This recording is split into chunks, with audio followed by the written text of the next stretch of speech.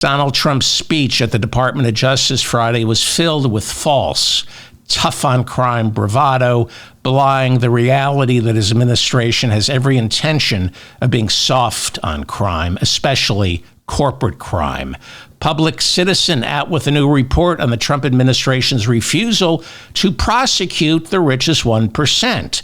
Public Citizen saying prosecutions of Trump donors has come to a screeching halt. That's why they donated. 89 prosecutions or investigations of Trump-friendly corporations that were launched. These investigations or prosecutions were launched by the Biden administration. 89 have all been halted. Since Trump took office, hasn't even been 100 days. All investigations into 41 banks and lenders by the Consumer Financial Protection Bureau has been halted, all of them. The Civil Rights Division of the Justice Department dropping a discrimination case against Elon Musk's SpaceX. I wonder how that happened. According to Public Citizen, Musk, at the time of Trump's second inauguration, faced 17 separate federal investigations involving his companies SpaceX, Tesla, Twitter, and Neuralink. Musk facing accusations of animal abuse, stock manipulation, employment discrimination, illegal hiring practices, safety violations, criminal fraud, unfair labor practices, and poisoning our air and water, to name just a few. So far, all these investigations have either been permanently halted or stalled. Under the leadership of Pam Bondi, our new Attorney General, the Department of Justice is dropping cases against at least 5 cryptocurrency firms and has halted trials against 7 known corporate polluters. According to Public Citizen's new report, the Justice Department has completely stopped investigating violations of the Foreign Corrupt Practices Act, as well as practically all violations of civil rights and environmental law. Public Citizen is the people's lobbyists. For more information, go to citizen.org. And remember, Public Citizen, when you have an extra $5 or more, to donate. Most of the major lawsuits challenging Trump's executive orders have been filed by Public Citizen. Media Matters reporting the right wing is now openly calling for the elimination of Medicaid. Not cuts in Medicaid, eliminating it altogether. This as Republicans turn towards renewing Trump's 2017 tax cuts for the rich.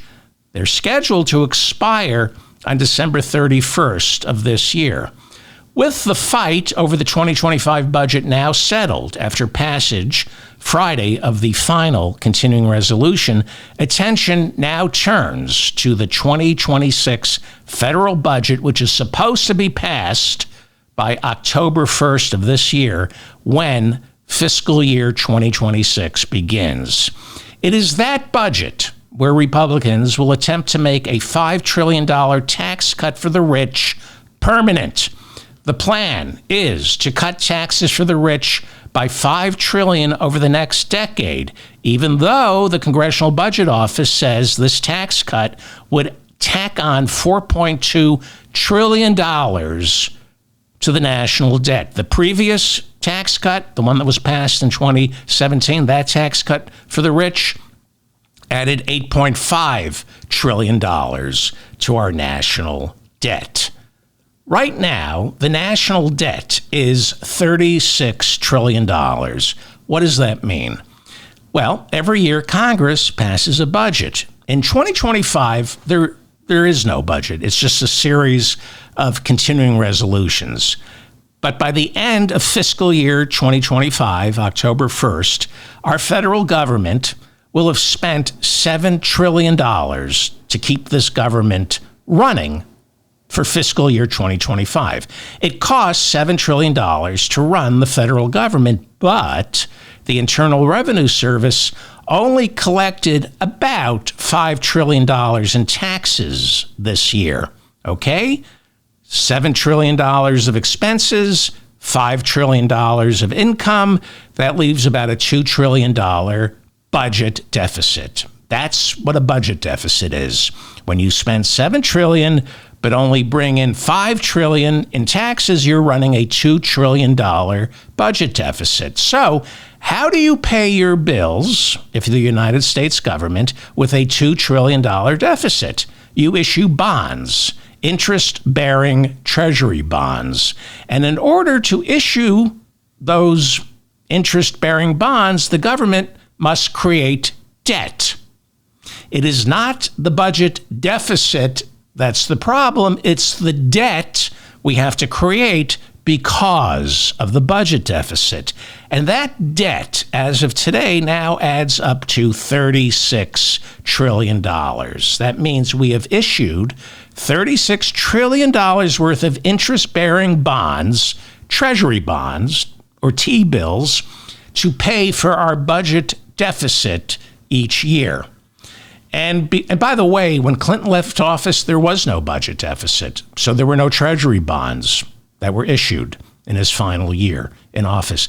And rich people didn't like that because without treasury bonds, they have no safe place to put their money. They love debt.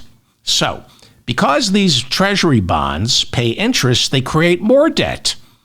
This year, 10% of our entire budget is being spent on paying interest on the bonds we issue to pay for our $36 trillion debt. So, Republicans have introduced a budget resolution for 2026. Not a bill, it's just a resolution, a blueprint for a budget. They have a plan for a budget that is supposed to kick in on October 1st. And according to the Republicans, their plan, their budget plan, would increase our debt from $36 trillion to $40 trillion by the end of fiscal year 2026. That requires massive spending cuts for Medicaid. That's assuming they cut taxes for the rich and are able to cut spending for Medicaid. Then the debt only goes up to $40 trillion. If they can't cut Medicaid, the debt tops $40 trillion. To put it another way, in order to cut taxes for the incredibly rich, Republicans want to throw Americans off Medicaid. 70 million Americans are on Medicaid. What to do?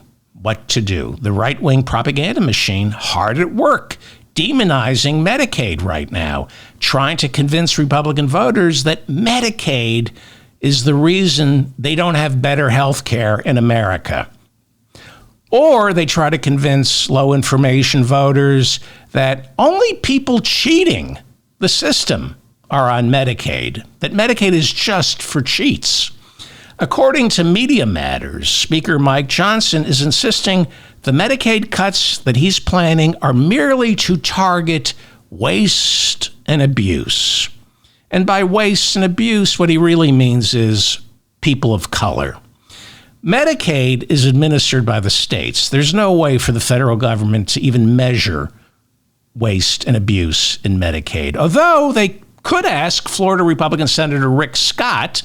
Before turning to politics, as you know, Rick Scott ran a chain of hospitals that specialized in Medicaid fraud and abuse and ended up paying what was at the time the largest health care fine ever issued by the Justice Department.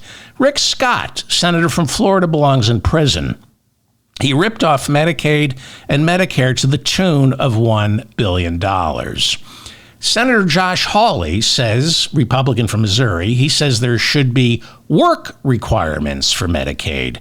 But as I demonstrated on a previous episode, work requirements have already been tried in laboratories of democracy like Georgia. And we have discovered that work requirements make Medicaid 3 times as expensive, since 3 times as much money is spent policing Medicaid recipients to see if they're working than is spent on actual health care.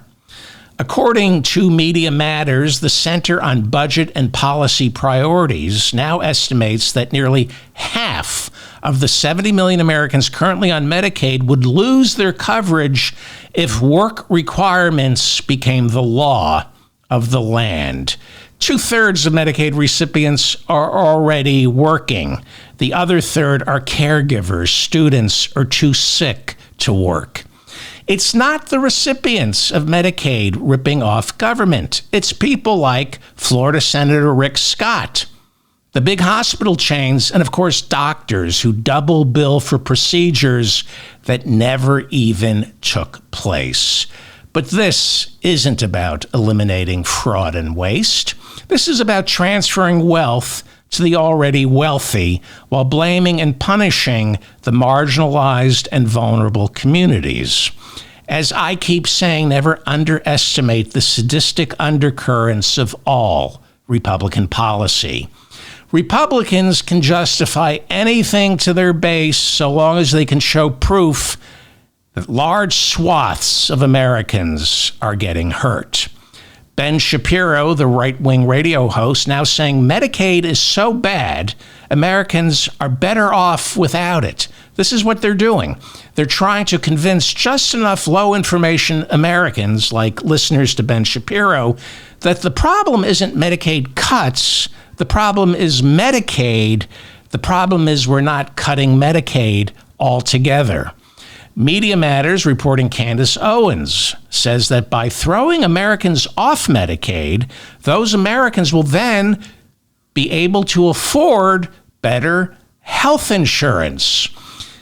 Eliminating Medicaid, she says, this is Candace Owens, saying that eliminating Medicaid makes health care affordable. I don't know how that works. The problem, of course, isn't healthcare not being affordable. The problem is it's not free. Healthcare should be free, not affordable. All these arguments are being presented as fiscally sound, fiscally responsible, but they're only fiscally sound and fiscally responsible for the people spewing this crap. It's fiscally sound and fiscally responsible for them because that's what they're paid to say. There is nothing fiscally sound or fiscally responsible about a government racking up massive debt to give massive tax cuts to the undeserving rich. And there is nothing fiscally sound or fiscally responsible throwing Americans off Medicaid. It's just sadistic. I understand it satisfies the bloodlust that serves as the undergirding to all conservative policy, but it's not fiscally sound. It's not fiscally responsible. When you throw millions off Medicaid, they end up not seeing doctors until it's too late, until way more expensive surgery that could have been avoided is now necessary. When you toss people off Medicaid, they depend on emergency room visits, which are 100 times more expensive than the preventative care that comes with Medicaid or just free health care. There is no way to justify this other than wanting to hurt people.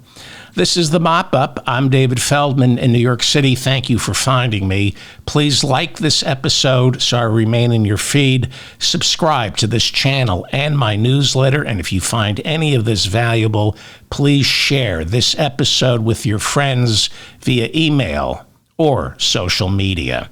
In October of 2022, ProPublica exposed a price-fixing software used by American landlords to jack up rents, leaving tenants with no room for negotiation.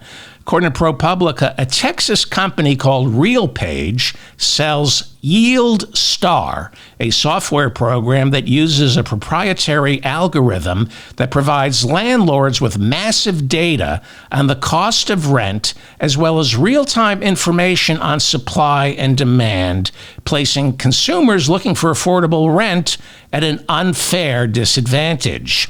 That's because this software allows landlords to analyze rental markets at such a granular level, they are able to exploit and in some cases create housing shortages.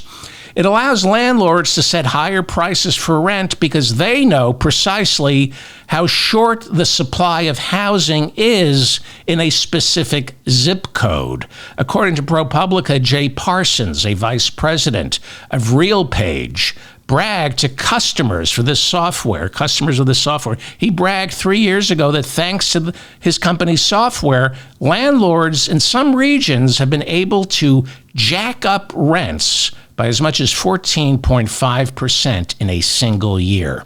Well, several states have outlawed the software, accusing landlords of using it to collude, working together to keep rents high. And this is price fixing, which, despite Trump being back in the Oval Office, is still against the law.